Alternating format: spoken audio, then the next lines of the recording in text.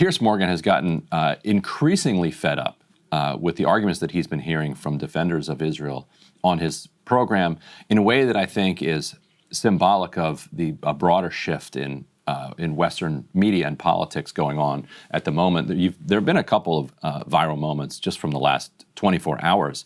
One of those we wanted to play here. This is Natasha Hasdorf, who is a UK lawyer who represents Israel and went on with both comic Dave Smith and Piers Morgan, though you'll see that Dave Smith plays the same role that you're going to play in this, which is just watching. So let's do that.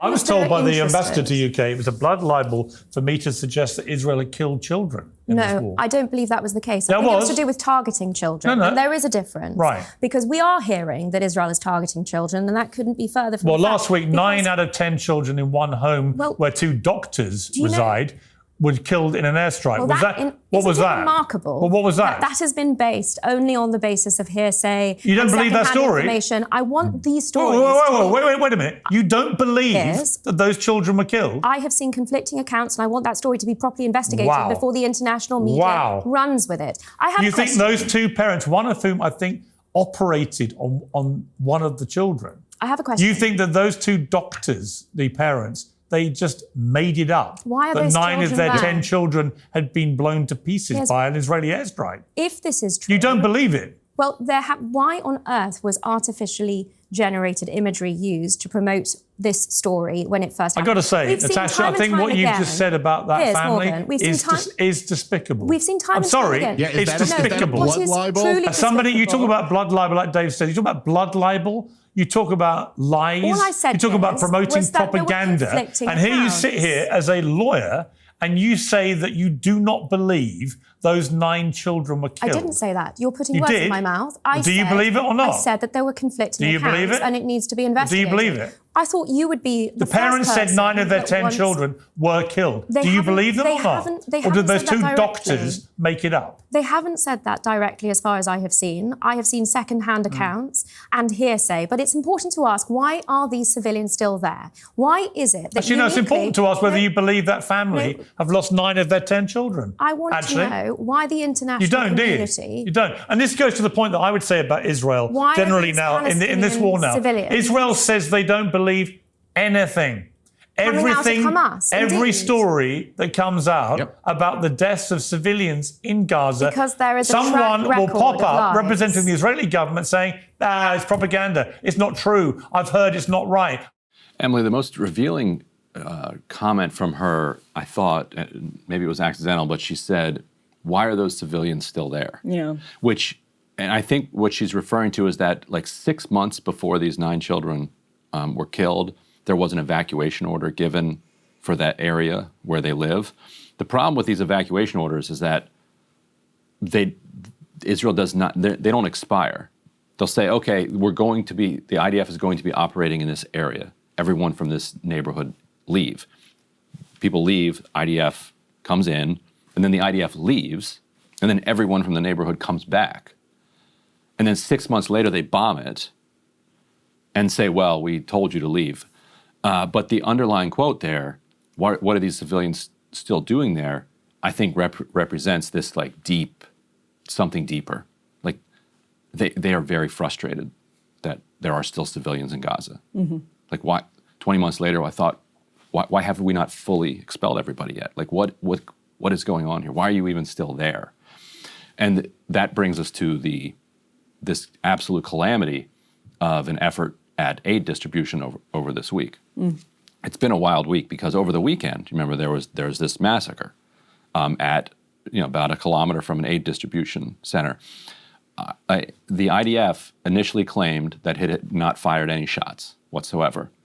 They sent an email out to some reporters that said, off the record, we did fire shots at the direction of suspects because we told them to stop coming at us, and they kept coming. So we did shoot, but we don't believe that we shot any. Right. They said that off the record in an email that also included the denial, right? That also included the denial. And so a reporter sent me this. Yeah. And like, hey, I can't use this because I've agreed to receive these emails that are off the record. You haven't agreed to this. Well, so I published that. So they're like, okay, yes, we did shoot, but we don't know who was hit, and like maybe there was Hamas, and then they released this video that they said was Hamas gunmen doing the shooting. Turned out that was at a different day, at a different location, and it was in Khan Yunis, and it was gangs that are backed by Israel who had stolen aid and were selling it, and people who wouldn't pay them for it, they were shooting them. So that fell apart.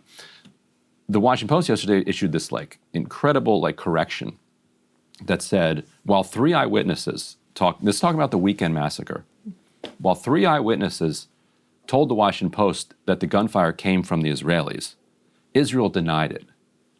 And we did not give proper weight to the Israeli denial in our original article.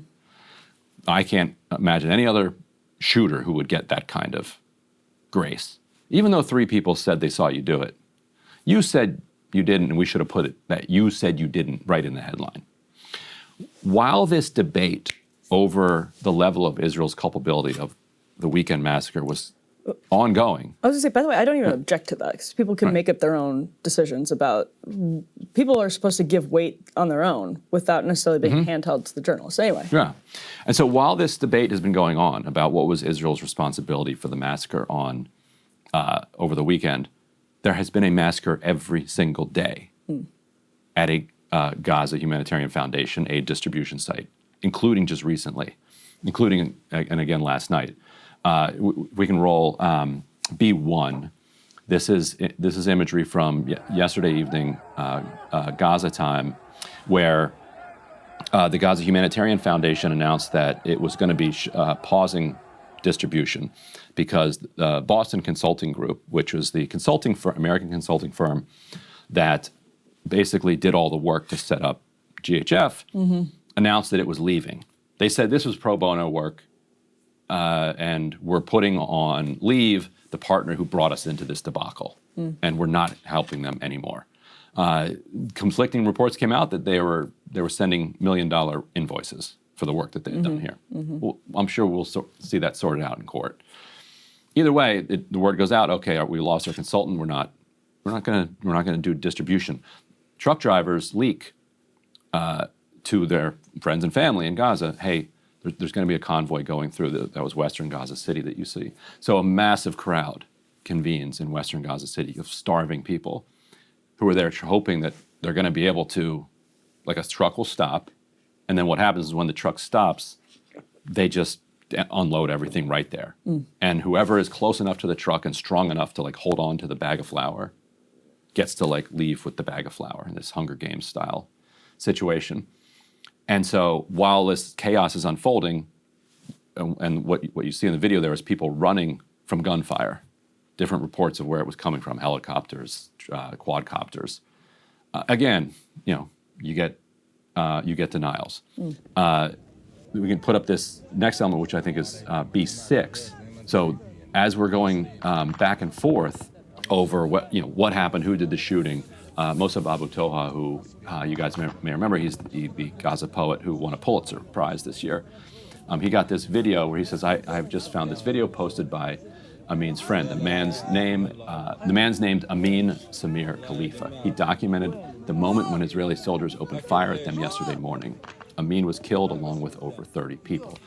The Israeli forces denied their responsibility for the killing, and the media changed their headlines. Can you tell us who killed Amin and the other starved people? And if you go find this on his feed, it's just an absolutely horrifying scene of explosions and gunfire. And then tell yourself, this is billed as an aid distribution site. This is why you don't militarize aid distribution sites. Like they turn an aid site into a war zone. For the first 16, 17 months of the war, the UN, World Food Program, World Central Kitchen, and others, you didn't see images like this. Occasionally you would see the Flower Massacre, which involved the IDF. You saw World Central Kitchen trucks getting hit by the IDF, but you never saw the World Food Program shooting at hungry people. And you never saw scenes of warehouses getting mobbed or trucks getting mobbed. It's only when this program has taken over that you start to see this.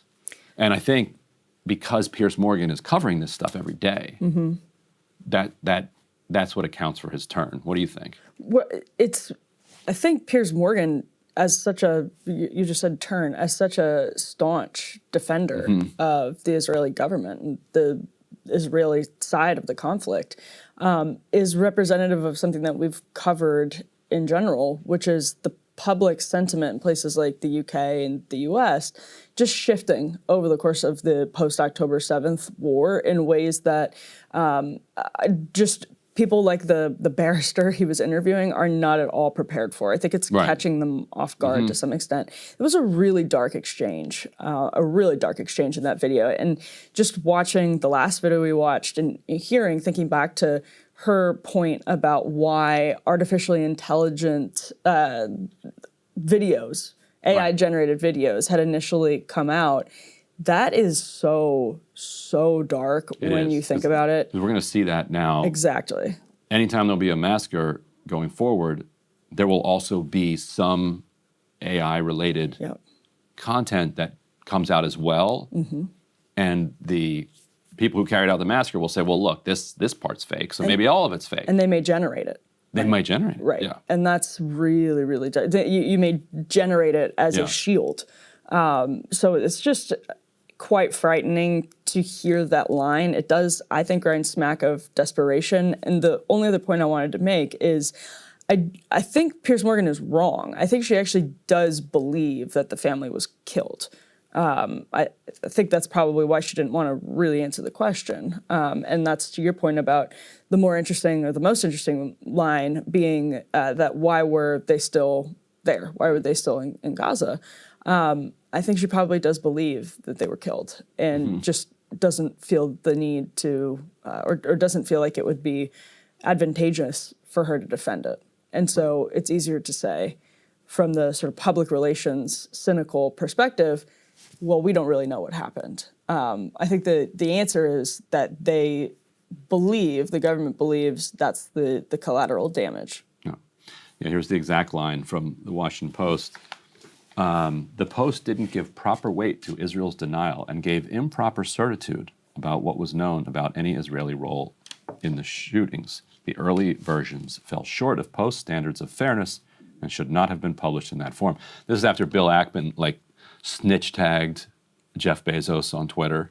I was like, and saying that this is the kind of thing that is producing anti-Semitism around the country.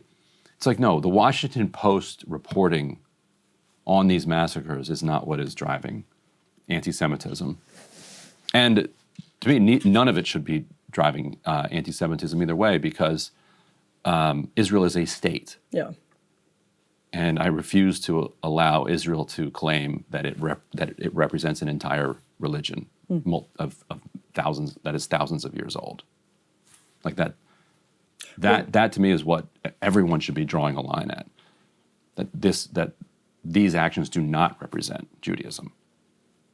How anti-Semitic would it be to say that they do? The Bill Ackman snitch tweet is it's a way to use that, expand the definition of anti-Semitism to use as a shield that protects a political actor, a state actor, from due scrutiny that would apply to any political or state actor in a conflict. And so their new version, written to satisfy Bill Ackman, says, while 3 witnesses said the gunfire came from Israeli military positions, the Israel Defense Forces denied the allegations, saying in a statement that an initial inquiry indicated that its soldiers did not fire at civilians while they were near or within the distribution site. Then they add, an Israeli military official later said that troops had, quote, acted to prevent several suspects from approaching, unquote, them overnight and fired warning shots at the group. Well, wait a minute, which is it? But that there was, quote, no connection between this incident and the false claims made against the IDF. Okay, yes, so we did shoot at those people at the time that this is said to have happened, but there's no connection between that. I have never seen a line that is closer to these are not the droids you're looking for than that one. Okay, yes, we did it, but there's no connection between this incident and the false claims made against the IDF. Oh, these are not the droids we're looking for. It's stark. Really, really dark stuff. Meanwhile, the Gaza flotilla, I believe it's called the Maldine, is getting closer. We can put up this this next element, getting closer to Gaza. This borderline suicidal mission, which includes Greta Thunberg and roughly, a dozen or so international activists. I'm trying to think if I see any Americans on here. I do not see any Americans on board this ship. We can put up B4. They posted this image or this audio of a drone flying over top of them. Let's roll B4. Hey everyone, this is Thiago Avila. I'm here on board the Madeleine. We are on our mission to break the siege of Gaza. This is the third night and there's a drone on top of our ship. We need your support right now, right now. Please tell everyone, demand a safe passage. If this is an attack, we need your support right now. This, of course, is after Lindsey Graham effectively called for Israel to sink the ship. What did he say? I hope that Greta can swim. And a bunch of other kind of pro-Israel influencers were making the same remarks. That wouldn't it be great if Israel would just solve our Greta problem here and just sink this ship. After the 2011 flotilla was raided by Israeli troops, and I think 11 were killed. So they're trying to distribute aid, is my understanding. So what do you think practically happens when they get? So they I think set sail from Italy. So when they get, it can't be at this point too far away. What happens when they get there practically would be your prediction? I mean, they could just let them, it'd be wild if they just got out of their way and just let them land and let them distribute everything on the ship. Like there's no way there's weapons on that ship. Right. There's just no way. Like how suicidal would that be to have weapons on the ship? And so just let them give the food and medicine that's on the ship and let them just unload it and then go away. Like, that is an option that is available to the Israelis at this moment. That is not even being discussed in meetings about how to handle this is indicative of the tenor of the approach towards humanitarian aid. The best case scenario is that there's some Israeli naval ships that kind of stop the ship and turn it around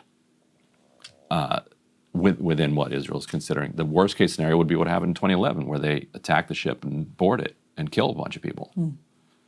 And let's pray that doesn't happen. Hey, if you like that video, hit the like button or leave a comment below. It really helps get the show to more people. And if you'd like to get the full show ad-free and in your inbox every morning, you can sign up at breakingpoints.com. That's right. Get the full show, help support the future of independent media at breakingpoints.com.